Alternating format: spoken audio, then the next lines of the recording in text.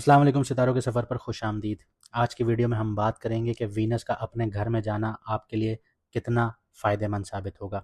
क्योंकि अगर मैं वैदिक एस्ट्रोलॉजी के हिसाब से बात करूँ, उसके असूलों के हिसाब से बात करूँ, तो जब भी कोई प्लैनेट अपनी नीच से निकल के यानी अपनी डेबिलिटेशन से निकल के या अपनी नीच की राशि से निकल के अपने ही घर में जाता है, तो वो एक नई एनर्जी के साथ जाता है, क्लैरिटी के साथ जाता है और एक ग्रेस के साथ अपनी ट्रू जो उसकी नेचुरल सिग्निफिकेंस होती है उसको रिस्टोर कर रहा होता है। इस केस में वीनस जो है वो विर्गो नीच से निकलकर अब लिब्रा में आ रहा है, मतलब एक वाइब्रेशनल अपग्रेड देने जा रहा है, जहां वीनस अपने फुल चार्म, बैलेंस और सुकून में वापस आ रहा है। इसके साथ वीनस का कंजंक्शन होगा सन के साथ, यानी 2 नवंबर से लेकर 16 नवंबर तक। लेकिन वीनस अपने ही घर में 2 नवंबर से लेकर 27 नवंबर तक होगा। तो ये ट्रांजिशन आपको आगे भी बढ़ाएगा, लेकिन आपको ईगो बेस्ड भी बनाएगा। तो आइए समझते हैं कि आपके ज़ोडिएक के लिए यानी आपके बुर्ज के लिए या आपकी राशि के लिए ये ट्रांजिशन कैसा होगा। अगर आप लोग अपना मून साइन नहीं जानते तो कमेंट सेक्शन में अपनी ओरिजिनल डेट ऑफ बर्थ लिखिए। हमारी टीम आपको आपका मून साइन ज़रूर बताएगी, जिससे आपको वीडियोस देखने में आसानी होगी। जो मून साइन आपको बताया जाए कोशिश कीजिए उसी से वीडियो देखिए, क्योंकि वही आपकी जो वीडियो है वो आपको एक्यूरेसी के करीब करीब लेकर जाएगी। बात करते हैं स्कॉर्पियो मून साइन वालों की, यानी कि वृश्चिक राशि यानी कि बुर्ज अकरब वालों की। वीनस अब आपके 12th हाउस में एंटर हुआ है। हालांकि ये वीनस का अपना घर है, लेकिन यहाँ पे वीनस आपको एक चीज़ सिखाएगा, वो ये कि लेटिंग गो ऑफ इमोशनल क्लटर।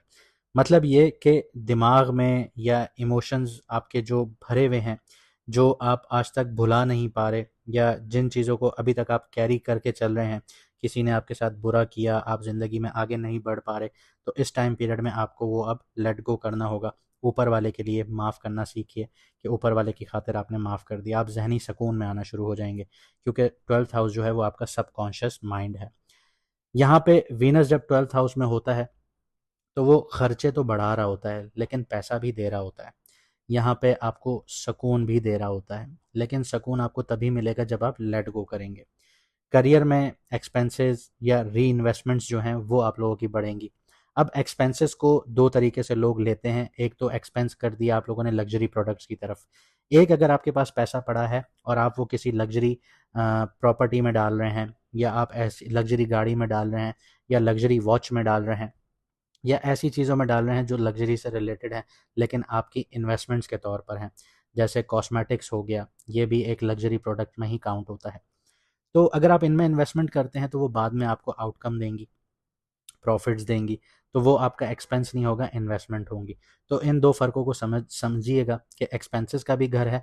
अब वो आप इन्वेस्टमेंट के तौर पे करना चाहते हैं एक्सपेंसेस, या आप सिर्फ हाथ से पैसा उड़ाना चाहते हैं। इसके अलावा 12th हाउस जो होता है वो हिडन ब्लेसिंग्स का होता है। तो अगर आप लोग क्रिएटिव फील्ड्स में हैं, हीलिंग जैसी फील्ड्स में हैं, लग्जरी में हैं, हॉस्पिटैलिटीज़ में हैं, या फिर फॉरेन सेक्टर्स में जुड़े हुए हैं, तो वीनस का ये ट्रांजिट आपको हिडन ब्लेसिंग्स देगा।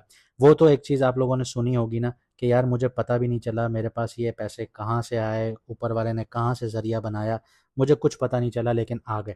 तो ये वही वाला टाइम पीरियड है कि ऊपर वाला आपकी मदद करता है।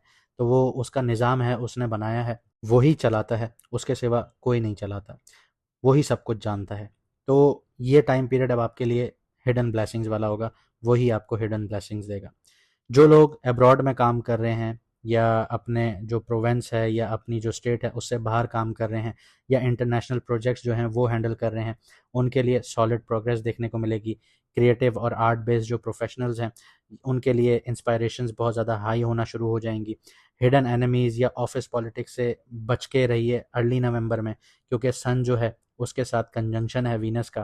तो यहाँ पे थोड़ा सा एहतियात की ज़रूरत है। 16 नवंबर के बाद वीनस जो है वो अकेला होगा, तो यहाँ पर आपको सुकून और क्लैरिटी दोनों देगा। क्रिप्टो, स्टॉक्स और लॉटरी की बात करते हैं। क्रिप्टो और स्टॉक्स में फॉरेन और हिडन सेक्टर्स में इन्वेस्टमेंट्स का ज़्यादा फायदा होगा आप लोगों को। वीनस यहाँ पे स्पेकुलेटिव लक देता है, लेकिन कंट्रोल्ड स्पेंडिंग जो है वो बहुत ज़रूरी है, क्योंकि ये एक्सपेंस का घर भी है। लॉटरी या शॉर्ट टर्म सट्टा में आपकी जो लक है वो बहुत ज़्यादा अनप्रडिक्टेबल है, तो सडन अप्स एंड डाउन्स देखने को मिलेंगे। वीनस आपको रिवॉर्ड ज़रूर देगा, बस लालच नहीं करनी है आप लोगों ने। ग्रेटिट्यूड से काम लीजिए, ऊपर वाले की शुक्रगुजारी कीजिए, तभी वीनस की जो पॉजिटिव एनर्जीज़ हैं वो आपके लिए काम करेंगी। आगे बढ़ते हैं, लव लाइफ, मैरिड लाइफ और सिंगल्स की बात करते हैं। तो सबसे पहले सिंगल्स की बात करते हैं। एक मिस्टीरियस सा या फॉरेन बैकग्राउंड का जो इंसान है वो आपकी लाइफ में आ सकता है। ये कनेक्शन सोलफुल होगा और इंटेंस होगा, सुपरफिशियल नहीं होगा। मैरिड लोगों की और कमिटेड लोगों की बात करें तो थोड़ा सा इमोशनल डिस्टेंस फील हो सकता है आप लोगों को शुरू में, लेकिन अगर आप एम्पैथी और सुकून वाली कम्युनिकेशन रखेंगे, काम कम्युनिकेशन रखेंगे, डीप हीलिंग यहाँ पे पॉसिबल हो जाएगी आप लोगों के लिए। वीनस यहाँ पे आपको अनकंडीशनल लव और फॉरगिवनेस सिखाता है। जैसे मैंने आपको शुरू में बोला कि आप लोगों ने लेट गो करना है। अगर आप लेट गो कर गए तो आप लोगों को बहुत कुछ मिलना शुरू हो जाएगा। जो चीज़ आपको चाहिए उसका ख्याल दिमाग से निकाल दें, उस चीज़ को दिमाग से निकाल दें, वो चीज़ ऑटोमेटिकली आपके पास आ जाएगी। हेल्थ की बात करते हैं। स्लीप और रेस्ट जो है वो इसेंशियल है आप लोगों के लिए, क्योंकि 12th हाउस जो होता है वो आपके सबकॉन्शियस माइंड का होता है, वरना यहाँ पे ओवर थिंकिंग से आप लोगों को फटीग आ सकती है। वीनस जो है वो इमोशनल बर्नआउट को हील करता है, तो आप लोग सॉलिट्यूड में टाइम गुजारिए, ये आपको सुकून देगा। यहाँ पे आप लोगों को शुगर जो है वो अवॉइड करनी है, वो ओवरलोड नहीं करनी है आप लोगों ने।